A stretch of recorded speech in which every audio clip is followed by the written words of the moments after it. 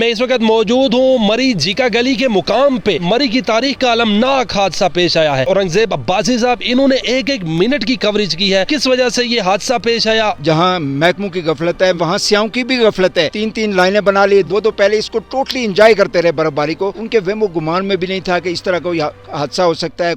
Urdu point की videos देखने के लिए हमारा चैनल सब्सक्राइब कीजिए और बेल के आइकन पर क्लिक कीजिए ताकि आप हमारी तमाम आने वाली वीडियोस से बाखबर रह सकें।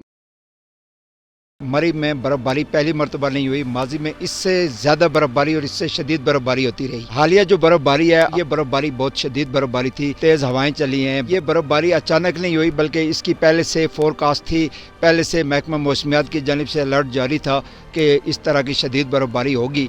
लेकिन इस शदीद बर्फबारी के पहले मैं आपको बताऊं कि नवंबर में 2 इजलास हुए हैं। स्नो फॉल सीज़न के हवाले से, इंतज़ामात के हवाले से तमाम इदारे जो हैं वो असिस्टेंट कमिश्नर मरी की सरबराही में इजलास हुआ है। तमाम इदारे मौजूद थे। उसमें मैंने एक पॉइंट पुट अप किया था कि यहाँ पे हमेशा बर्फबारी होती है और मरी में बर्फबारी में 8 से 11 स्नो कैंप कायम किए जाते हैं।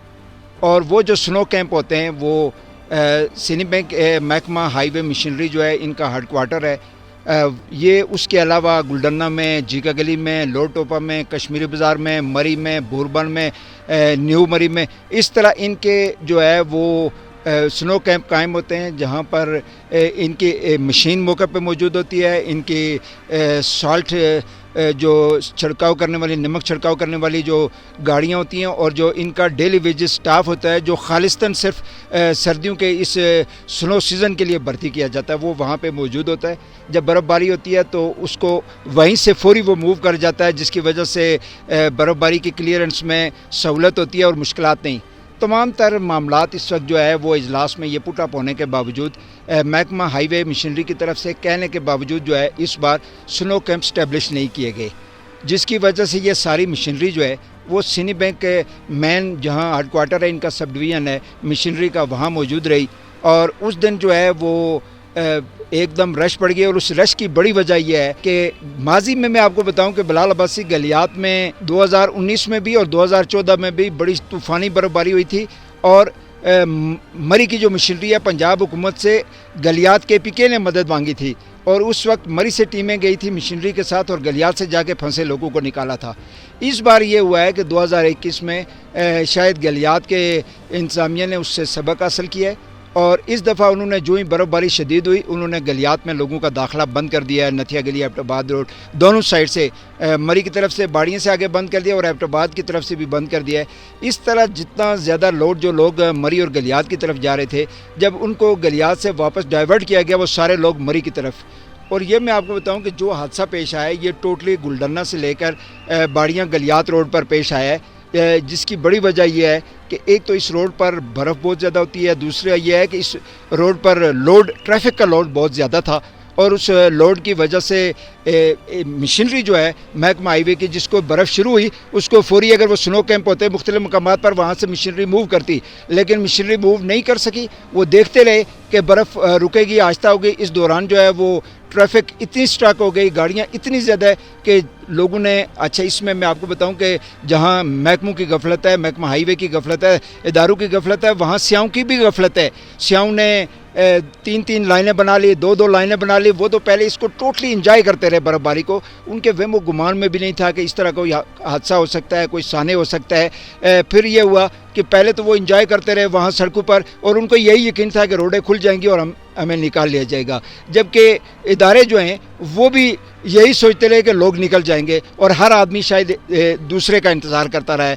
और अगर बर वक्त मैं यहाँ आपको बताऊं कि रेस्क्यू 1122 एक ऐसा इदारा है जिस पर लोग एतमाद भी करते हैं और जिसकी पूरी तरबियत जो है वो डिज़ास्टर और इमरजेंसी की हंगामी हालात में रेस्क्यू करना लोगों को।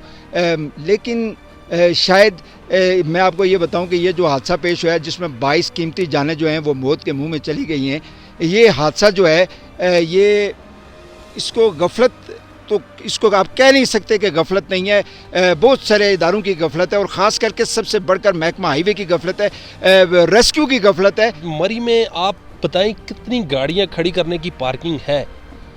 دیکھیں بات یہ ہے کہ یہ جتنے بھی فگر ہمیشہ دیے جاتے ہیں یہ اندازے کے طور پر سارے فگر دیے جاتے ہیں. مری میں آپ یہ کہیں کہ پارکنگ کی سہولت ہے ہی نہیں.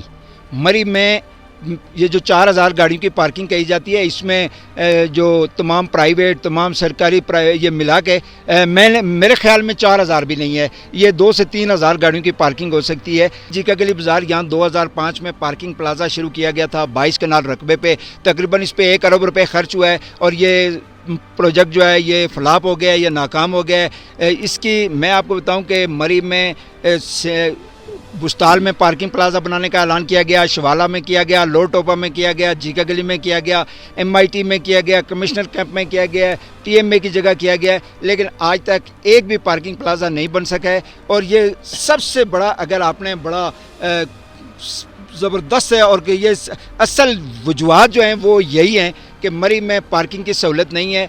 لوگوں کو روکنا یہ کوئی مسئلے کا حل نہیں ہے. یہ جب بھی کوئی اس طرح کا تہوار ہوتا ہے, جشن آزادی ہوتی ہے, عید الفطر, عید الاضحیٰ, انتظامیہ جو ہے بس زیادہ سے زیادہ یہی کام کرتی ہے کہ 17 میل پہ سیاحوں کو روکنا. یہ کوئی حل نہیں ہے. اس کا مستقل حل جو ہے وہ سڑکوں کی کشادگی اور پارکنگ پلازا, جو گزشتہ 10-20 سال میں اس طرح کا کوئی کام نہیں کیا گیا. جس رات کو یہ حادثہ پیش آیا اس دن کیا مناظر دیکھے آپ نے, کیا موت کے مناظر دیکھے آپ نے لوگوں کے؟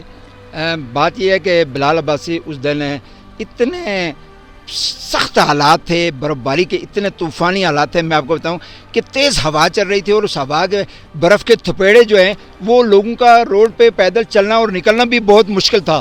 اور رات تک جو ہے ہم نے کوریج کی ہے, لیکن کسی کو یہ پتہ نہیں تھا کہ یہاں کلڈنا, ڈھنڈا جنگل اور گلیات روڈ پہ سندیاں کے قریب جو ہے یہاں قیمتی جانیں جو ہیں وہ موت کے منہ میں. اور یہ اتنا انسیڈنٹ تھا, اتنی شدید برف باری تھی کہ اس برف باری میں نہ لوگ نکل سکے اور جو لوگ گاڑیوں میں تھے بڑی تعداد میں لوگ گاڑیوں میں رہے. اور یہ میں آپ کو بتاؤں کہ جن کی موت واقع ہوئی ہے ان لوگوں کے وہم و گمان میں بھی نہیں تھا کہ وہ اپنی زندگیوں سے ہاتھ دھو بیٹھیں گے. پہلے تو وہ انجوائے کرتے رہے, برف باری کو انجوائے کرتے رہے کہ راستے کھل جائیں گے, ہم نکل جائیں گے. اور جب رات پڑ گئی تو انہوں نے شیشے بند کر کے گاڑیوں کے اس میں ہیٹر جلا کے وہ سو گئے. اور پھر وہ مونو آکسائڈ گیس تھی جو ان کے لیے جان لیوا ثابت ہوئی. اور یہ بڑا افسوسناک سانحہ ہے.